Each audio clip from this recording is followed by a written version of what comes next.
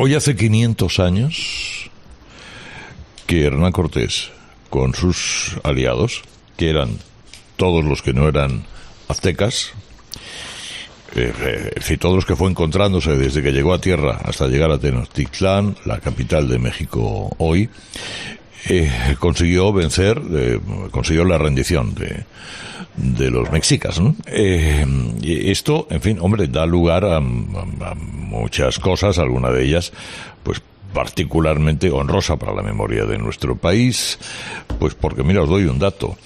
En 1571, es decir, 50 años después de la entrada de Cortés, España editó el primer libro de gramática de lengua náhuatl. Como dato de comparación, los alemanes lo hicieron con el alemán 2 años después, y los ingleses lo hicieron con el inglés 15 años después. Es decir, hombre, son cosas para más o menos tener algún tipo de orgullo.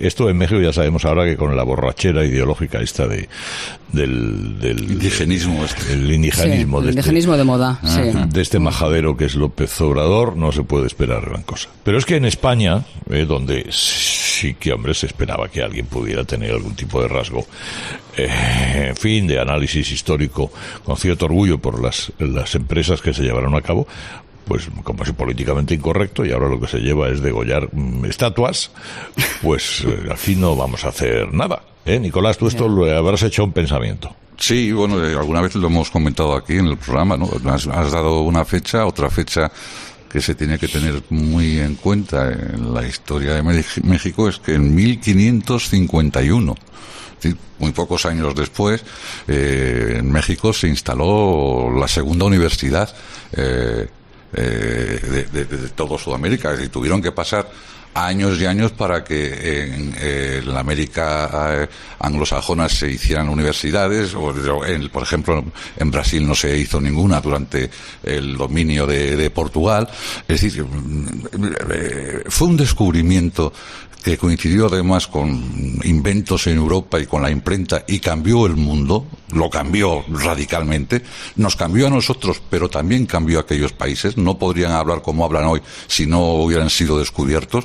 Hubo, desde luego, claro que sí, situaciones lamentables que todos lamentamos, pero por encima de esas situaciones, yo creo que para España es una página escrita, una página de nuestra historia escrita en oro. Por cierto, que muy pocas naciones tienen la posibilidad de escribir 2 o 3 páginas escritas en oro como nosotros, y eso yo creo que lo deberíamos reconocer con todos los matices que queramos poner, pero sin sucumbir a una idea esa originada en el indigenismo, que no solo no hace justicia a la historia, como bien hemos recalcado, sino que empobrece y envilece a quienes la defienden y a los ciudadanos de los que la defienden. Es decir, México no va a estar mejor con la defensa de López Obrador, de ese indigenismo que nos pide que les pidamos perdón. Por cierto, yo no les pediría perdón por esto, pero sí les daría las gracias más entusiastas y más calurosas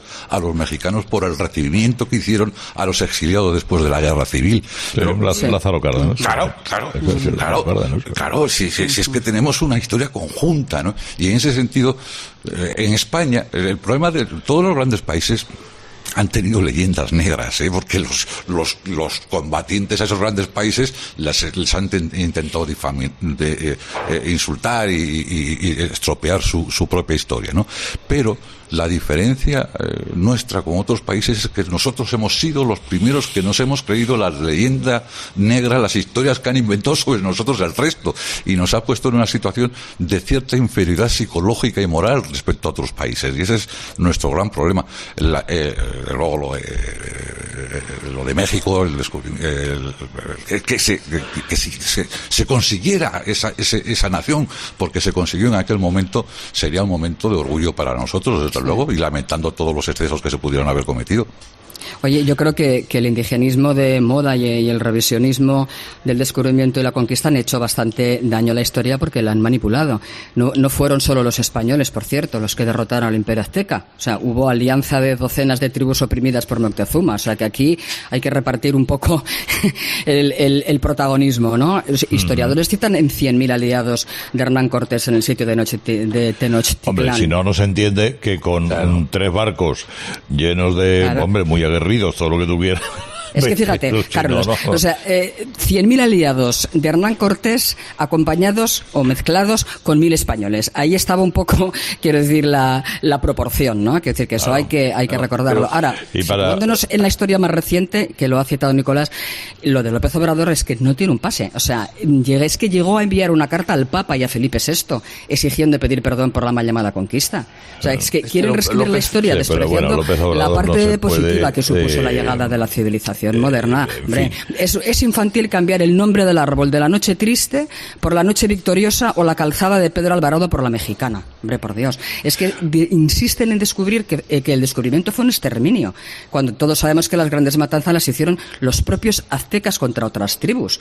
Pero bueno, si los aztecas no tenían ni lenguaje escrito cuando llegaron los españoles. ¿Y Vieito qué siente y piensa de esta cuestión? Bueno, yo creo que España tiene que reivindicarse como uno de los países que ha escrito, como decía Nicolás, una de las grandes páginas de la historia. Es decir, España ha influido mucho en la humanidad y solo hay que entender la gran aventura que ha sido descubrir América y colonizarla para bien, porque claro, desde el Imperio Romano, todos los imperios se basaron en degollar a las personas. Es decir, el Imperio Romano fue de una crueldad brutal, el Imperio Romano. Pero ¿qué hicieron los belgas en África? ¿Y qué hicieron los norteamericanos, los británicos en Estados Unidos, que prácticamente limitaron a unas reservas a los nativos de allí? España ha sido con mucho el país que mejor ha llevado lo que ha sido su papel protagonista en la historia de la humanidad. Y voy más lejos. Es que cuando te das cuenta de lo que es España es cuando viajas a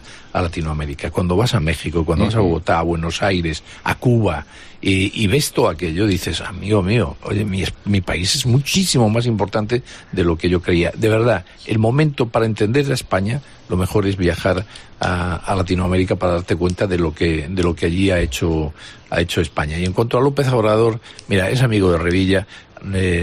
Es un desastre. Es un desastre. Tarjeta de presentación. No, es que es un desastre para los mexicanos.